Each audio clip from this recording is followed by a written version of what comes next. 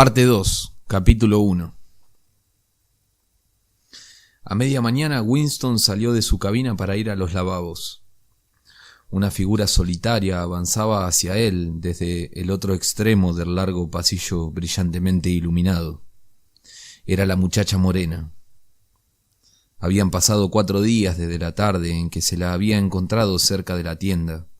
Al acercarse, Winston vio que la joven llevaba en cabrestillo el brazo derecho. De lejos, no se había fijado en ello porque las vendas tenían el mismo color que el mono. Probablemente se había aplastado la mano para hacer girar uno de los grandes calidoscopios donde se fabricaban los argumentos de las novelas. Era un accidente que ocurría con frecuencia en el departamento de novela. Estaban separados todavía por 4 metros cuando la joven dio un traspié y se cayó de cara al suelo, exhalando un grito de dolor. Por lo visto, había caído sobre el brazo herido. Winston se paró en seco. La muchacha logró ponerse de rodillas. Tenía la cara muy pálida y los labios, por contraste, más rojos que nunca. Clavó los ojos en Winston con una expresión desolada que más parecía de miedo que de dolor. Una curiosa emoción conmovió a Winston. Frente a él tenía a la enemiga que procuraba su muerte. Frente a él, también, había una criatura humana que sufría y que quizás se hubiera partido el hueso de la nariz. Se acercó a ella instintivamente para ayudarla. Winston había sentido el dolor de ella en su propio cuerpo al verla caer con el brazo vendado.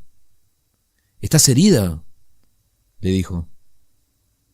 —No es nada, el brazo. Estaré bien enseguida. Hablaba como si le saltara el corazón. Estaba temblando y palidísima. —¿No te has roto nada? —No, estoy bien. Me dolió un momento nada más. Le tendió a Winston su mano libre y él la ayudó a levantarse. Le había vuelto algo de color y parecía hallarse mucho mejor. No ha sido nada, repitió poco después. Lo que me dolió fue la muñeca. Gracias, camarada. Y sin más, continuó en la dirección que traía con paso tan vivo como si realmente no le hubiera sucedido nada. El incidente no había durado más de medio minuto. Era un hábito adquirido por instinto ocultar los sentimientos, y además, cuando ocurrió aquello, se hallaban exactamente delante de una telepantalla. Sin embargo, a Winston le había sido muy difícil no traicionarse y manifestar una sorpresa momentánea, pues en los 2 o 3 segundos en que ayudó a la joven a levantarse, ésta le había deslizado algo en la mano. Evidentemente, lo había hecho a propósito. Era un pequeño papel doblado. Al pasar por la puerta de los lavabos, se lo metió en el bolsillo. Mientras estuvo en el urinario, se las arregló para desdoblarlo dentro del bolsillo. Desde luego, tenía que haber algún mensaje en ese papel. Estuvo tentado de entrar en uno de los waters y leerlo allí, pero eso habría sido una locura. En ningún sitio vigilaban las telepantallas con más interés que en los retretes. Volvió a su cabina. Se sentó, arrojó el pedazo de papel entre los demás encima de la mesa, se puso las gafas y se acercó al hablescribe. «Todavía 5 minutos», se dijo a sí mismo. «Por lo menos 5 minutos». Le galopaba el corazón en el pecho con aterradora velocidad. Afortunadamente, el trabajo que estaba realizando era de simple rutina, la rectificación de una larga lista de números, y no necesitaba fijar la atención. Las palabras contenidas en el papel tendrían con toda seguridad un significado político. Había 2 posibilidades, calculaba Winston. Una, la más probable, era que la chica fuera un agente de la policía del pensamiento, como él temía. No sabía por qué empleaba la policía del pensamiento ese procedimiento para entregar sus mensajes, pero podía tener sus razones por ello. Lo escrito en el papel podía ser una amenaza, una orden de suicidarse, una trampa. Pero había otra posibilidad. Aunque Winston trataba de convencerse de que era una locura, que este mensaje no viniera de la policía del pensamiento, sino de alguna organización clandestina. Quizás existiera una hermandad, quizá fuera aquella muchacha una de sus miembros. La idea era absurda, pero se le había ocurrido en el mismo instante en que sintió el roce del papel en su mano. Hasta unos minutos después no pensó en la otra posibilidad, mucho más sensata. E incluso ahora, aunque su cabeza le decía que el mensaje significaría probablemente la muerte, no acababa de creerlo y persistía en él la disparatada esperanza. Le latía el corazón y le costaba un gran esfuerzo conseguir que no le temblara la voz mientras murmuraba las cantidades en el habla escribe. Cuando terminó, hizo un rollo con sus papeles y los introdujo en el tubo neumático. Habían pasado 8 minutos. Se ajustó las gafas sobre la nariz, suspiró y se acercó el otro montón de hojas que había de examinar. Encima estaba el papelito doblado. Lo desdobló. En él había escrita estas palabras con letra impersonal: Te quiero. Winston se quedó tan estupefacto que ni siquiera tiró aquella prueba delictiva en el agujero de la memoria. Cuando por fin, reaccionando, se dispuso a hacerlo, aunque sabía muy bien cuánto peligro había en manifestar demasiado interés por algún papel escrito, volvió a leerlo después, antes, para convencerse de que no había soñado. Durante el resto de la mañana le fue muy difícil trabajar. Peor aún que fijar su mente sobre las tareas habituales, era la necesidad de ocultarle a la telepantalla su agitación interior. Sintió como si le quemara un fuego en el estómago. La comida en la atestada y ruidosa cantina le resultó un tormento. Había esperado hallarse un rato solo durante el almuerzo, pero tuvo la mala suerte de que el imbécil de Parsons se le colocara a su lado y le soltara una interminable sarta de tonterías sobre los preparativos para la Semana del Odio. Lo que más le entusiasmaba a aquel simple era un modelo en cartón de la cabeza del Gran Hermano, de 2 metros de anchura, que estaban preparando en el grupo de espías al que pertenecía la niña de Parsons. Lo más irritante era que Winston apenas podía oír lo que decía Parsons y tenía que rogarle constantemente que repitiera las estupideces que acababa de decir. Por un momento divisó a la chica morena, que estaba en una mesa con otras 2 compañeras al otro extremo de la estancia. Pareció no verle y él no volvió a mirar en aquella dirección. La tarde fue más soportable. Después de comer recibió un delicado y difícil trabajo que le había de ocupar varias horas y acaparar su atención. Consistía en falsificar una serie de informes de producción de 2 años antes con objeto de desacreditar a un prominente miembro del partido interior que empezaba a estar mal visto.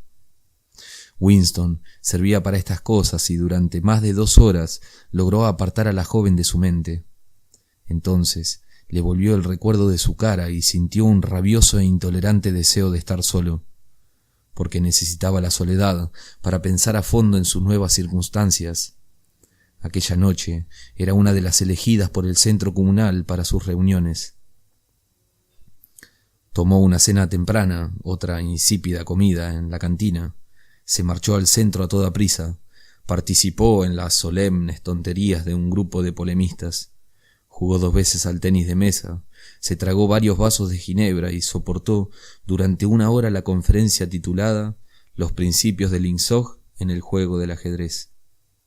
Su alma se retorcía de puro aburrimiento, pero por primera vez no sintió el menor impulso de evitarse una tarde en el centro. A la vista de las palabras te quiero, el deseo de seguir viviendo le dominaba y parecía tonto exponerse a correr unos riesgos que podían evitarse tan fácilmente. Hasta las 23, cuando ya estaba acostado en la oscuridad, donde estaba uno libre hasta de la telepantalla, con tal de no hacer ningún ruido, no pudo dejar fluir libremente sus pensamientos. Se trataba de un problema físico que había de ser resuelto, como ponerse en relación con la muchacha y preparar una cita. No creía ya posible que la joven le estuviera tendiendo una trampa. Estaba seguro de que no era así por la inconfundible agitación que ella no podía ocultar al entregarle el papelito. Era evidente que estaba asustadísima y con motivo sobrado. A Winston no le pasó siquiera por la cabeza la idea de rechazar a la muchacha. Solo hacía 5 noches que se había propuesto romperle el cráneo con una piedra, pero lo mismo daba. Ahora se la imaginaba desnuda, como la había visto en su ensueño.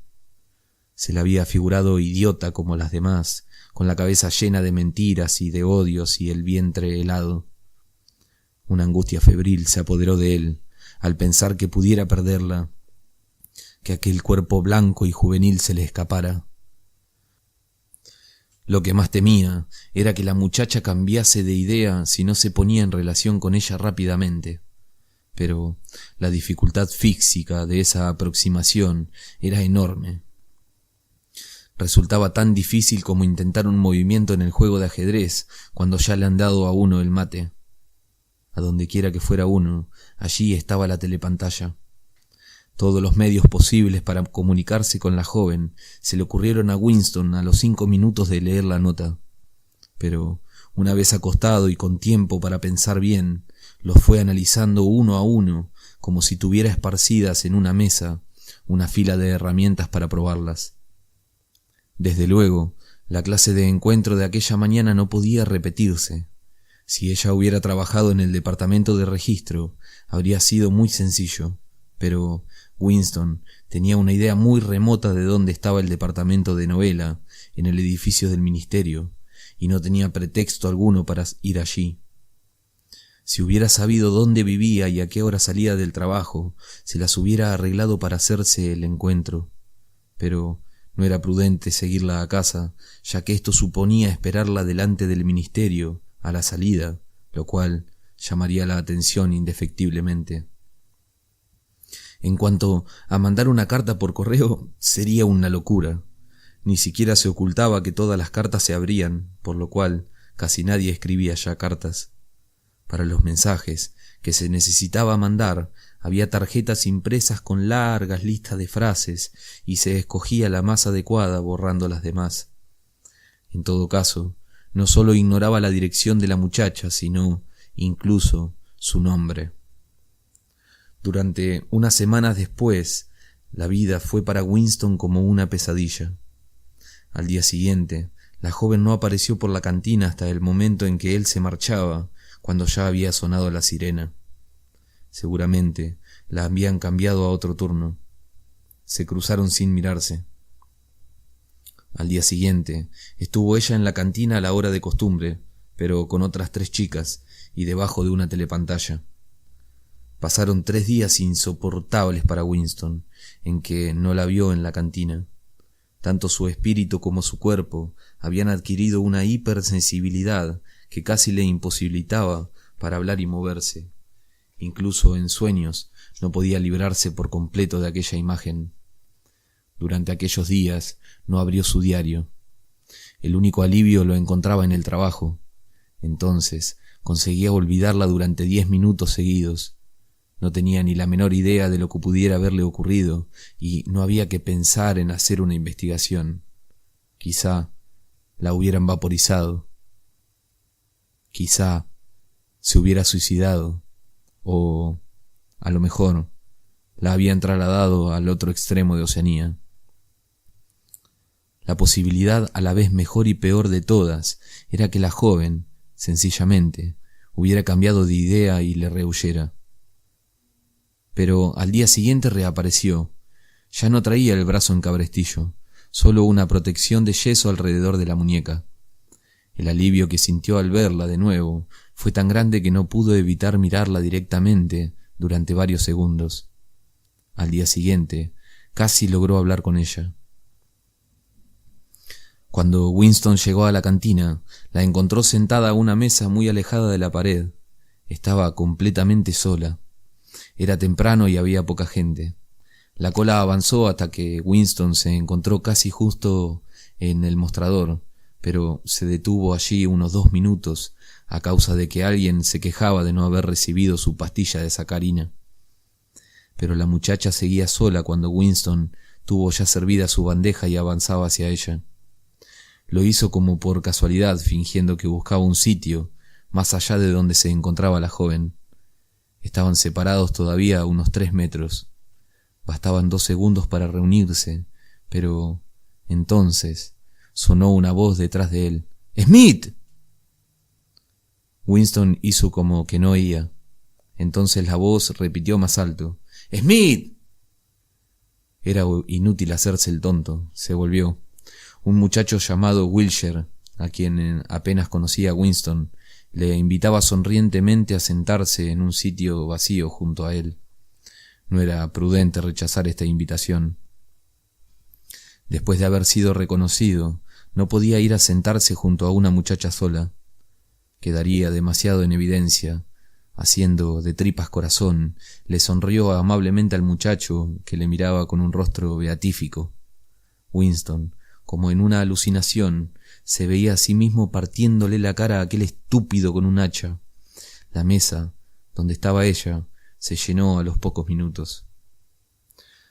Por lo menos la joven tenía que haberlo visto ir hacia ella, y se habría dado cuenta de su intención. Al día siguiente, tuvo buen cuidado de llegar temprano. Allí estaba ella, exactamente en la misma mesa y otra vez sola. La persona que precedía a Winston en la cola era un hombrecito nervioso con una cara aplastada y ojos suspicaces. Al alejarse Winston del mostrador, vio que aquel hombre se dirigía hacia la mesa de ella. Sus esperanzas se vinieron abajo. Había un sitio vacío, una mesa más allá, pero algo, en el aspecto de aquel tipejo, le convenció a Winston de que éste no se instalaría en la mesa donde no había nadie, para evitarse la molestia de verse obligado a soportar a los desconocidos que luego se quisieran sentar allí. Con verdadera angustia lo siguió Winston. De nada le serviría sentarse con ella si alguien más los acompañaba. En aquel momento hubo un ruido tremendo. El hombrecito se había caído de bruces y la bandeja salió volando desparramándose la sopa y el café. Se puso de pie y miró ferozmente a Winston. Evidentemente, sospechaba que éste le había puesto la zancadilla. Pero daba lo mismo porque poco después, con el corazón galopándole, se instalaba Winston junto a la muchacha. No la miró. Colocó en la mesa el contenido de su bandeja y empezó a comer. Era importantísimo hablar enseguida antes de que alguna otra persona se uniera a ellos, pero le invadía un miedo terrible. Había pasado una semana desde que la joven se había acercado a él. Podía haber cambiado de idea, es decir, tenía que haber cambiado de idea. Podía haber cambiado de idea. Era imposible que este asunto terminara felizmente. Estas cosas no suceden en la vida real, y probablemente no habría llegado a hablarle si en aquel momento no hubiera visto a Ampleford, el poeta de orejas velludas, que andaba de un lado para otro buscando sitio. Era seguro que Ampleford, que conocía bastante a Winston, se sentaría en su mesa en cuanto lo viera. Tenía, pues, 1 minuto para actuar. Tanto él como la muchacha comían rápidamente. Era una especie de guiso muy caldoso de habas. En voz muy baja, comenzó Winston a hablar. No se miraban. Se llevaban a la boca la comida y entre cucharada y cucharada se decían las palabras indispensables en voz baja e inexpresiva. ¿A qué hora salís del trabajo? 18:30. ¿Dónde podemos vernos? En la Plaza de la Victoria, cerca del monumento. Hay muchas telepantallas allí. No importa, porque hay mucha circulación. ¿Alguna señal? No. No te acerques hasta que no veas entre mucha gente. Y no me mires. Sigue andando cerca de mí. ¿A qué hora? A las 19. Muy bien. Ampleford no vio a Winston y se sentó en otra mesa. No volvieron a hablar, y en lo humanamente posible entre dos personas sentadas una frente a otra y en la misma mesa, no se miraban. La joven acabó de comer a toda velocidad y se marchó. Winston se quedó fumando un cigarrillo. Antes de la hora convenida estaba Winston en la Plaza de la Victoria. Dio vueltas en torno a la enorme columna en lo alto de la cual la estatua del Gran Hermano miraba hacia el sur, hacia los cielos donde había vencido a los aviones eurasiáticos. Pocos años antes Los vencidos fueron los aviones de Asia Oriental, en la batalla de la primera franja aérea. En la calle de enfrente había una estatua ecuestre junto al jinete que representaba, según decían, a Oliver Cromwell. 5 minutos después de la hora que fijaron, aún no se había presentado la muchacha. Otra vez le entró a Winston un gran pánico. No venía, había cambiado de idea. Se dirigió lentamente hacia el norte de la plaza y tuvo el placer de identificar la iglesia de San Martín, cuyas campanas, cuando existían, habían cantado aquello de «Me debes 3 peniques». Entonces vio a la chica parada al pie del monumento, leyendo o fingiendo que leía un cartel arrollado a la columna en espiral. No era prudente acercarse a ella hasta que se hubiera acumulado más gente. Había telepantallas en todo el contorno del monumento, pero en aquel mismo momento se produjo una gran gritería y el ruido de unos vehículos pesados que venían por la izquierda. De pronto, todos cruzaron corriendo la plaza. La joven dio vuelta ágilmente junto a los leones que formaban la base del monumento y se unió a la desbandada. Winston la siguió. Al correr, le oyó decir a alguien que un convoy de prisioneros eurasiáticos pasaba por allí cerca. Una densa masa de gente bloqueaba el lado sur de la plaza. Winston, que normalmente era de esas personas que rehuyen a todas las aglomeraciones, se esforzaba esta vez, a codazos y empujones, en abrirse paso hacia el centro de la multitud. Pronto estuvo a un paso de la joven, pero entre los dos había un corpulento prole y una mujer casi tan enorme como él, seguramente su esposa. Entre los dos parecían formar un impenetrable muro de carne. Winston se fue metiendo de lado y con un violento empujón logró meterse entre la pareja y su hombro. Por un instante creyó que se le deshacían las entrañas aplastadas entre las dos caderas forzudas, pero con un esfuerzo supremo, sudoroso, consiguió hallarse por fin junto a la chica. Estaban hombro con hombro y ambos miraban fijamente frente a ellos.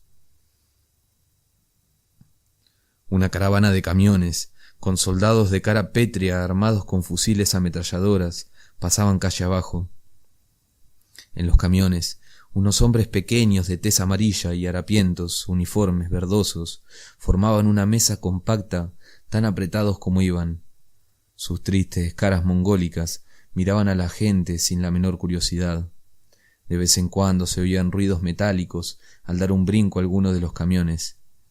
Este ruido lo producían los grilletes que llevaban los prisioneros en los pies. Pasaron muchos camiones con la misma carga y los mismos rostros indiferentes. Winston conocía de sobra el contenido, pero solo podía verlos intermitentemente. La muchacha apoyaba el hombro y el brazo derecho, hasta el codo, contra el costado de Winston. Sus mejillas estaban tan próximas que casi se tocaban. Ella se había puesto inmediatamente a tono con la situación, lo mismo que lo había hecho en la cantina. Empezó a hablar con la misma voz inexpresiva, moviendo apenas los labios. Era un leve murmullo apagado por las voces y el estruendo del desfile. ¿Me escuchás? Sí. ¿Podés salir el domingo? Sí. Entonces escucha bien, no lo olvides, ir a la estación de Paddington. Con una precisión casi militar que asombró a Winston, la chica le fue describiendo la ruta que había de seguir. Un viaje de media hora en tren, torcer luego a la izquierda al salir de la estación, después 2 kilómetros por carretera, y al llegar a una puerta al que le faltaba una barra, entrar por ella y seguir por aquel sendero cruzando hasta una extensión de césped. De allí partía a una vereda entre arbustos. Por fin, un árbol derribado y cubierto de musgo. Era como si estuviese un mapa dentro de la cabeza. ¿Te vas a acordar?, murmuró al terminar sus indicaciones. Sí. Torcés a la izquierda, luego a la derecha y otra vez a la izquierda. A la puerta le falta una barra. Sí, ¿a qué hora? A las 15. A lo mejor tenés que esperar. Yo llegaré por otro camino. ¿Te acordarás bien de todo? Sí. Entonces, andate de mi lado lo más pronto que puedas. No necesitaba haberlo dicho, pero por lo pronto no se podía mover. Los camiones no dejaban de pasar y la gente no se cansaba de expresar su entusiasmo, aunque es verdad que solamente lo expresaban abriendo la boca en señal de estupefacción. Al principio había habido algunos abucheos y silbidos que procedían solo de los miembros del partido y pronto cesaron. La emoción dominante era solo la curiosidad. Los extranjeros, ya fueran de Eurasia o de Asia Oriental, eran como animales raros. No había manera de verlos, sino como prisioneros. E incluso como prisioneros no era posible verlos más que unos segundos. Tampoco se sabía qué hacían con ellos, aparte de los ejecutados públicamente como criminales de guerra. Los demás se esfumaban, seguramente en los campos de trabajo forzados. Los redondos rostros mongólicos habían dejado paso a los de tipo más europeo, sucios, barbudos y exhaustos. Por encima de los salientes pómulos, los ojos de alguno miraban a los de Winston con una extraña intensidad y pasaban al instante. El convoy se estaba terminando. En el último camión vio Winston a un anciano con la cara casi oculta por una masa de cabello, muy erguido y con los puños cruzados sobre el pecho. Daba la sensación de estar acostumbrado a que lo ataran. Era imprescindible que Winston y la chica se separaran ya. Pero en el último momento, mientras que la multitud los seguía apretando el uno contra el otro, ella le cogió la mano y se la estrechó. No habría durado aquello más de 10 segundos, y sin embargo, parecía que sus manos habían estado unidas durante una eternidad. Por lo menos, tuvo Winston tiempo sobrado para aprenderse de memoria todos los detalles de aquella mano de mujer. Exploró sus largos dedos, sus uñas bien formadas, la pulpa endurecida por el trabajo con varios callos y la suavidad de la carne junto a la muñeca. Solo con verla la habría reconocido entre todas las manos. En ese instante se le ocurrió que no sabía de qué color tenía ella los ojos. Probablemente castaños, pero también es verdad que mucha gente de cabello negro tiene ojos azules. Volver la cabeza y mirarla hubiese sido una imperdonable locura. Mientras había durado aquel apretón de manos invisible, entre la presión de tanta gente, miraban ambos impasibles adelante y Winston, en vez de los ojos de ella, contempló los del anciano prisionero que lo miraban con tristeza por entre sus greñas de pelo.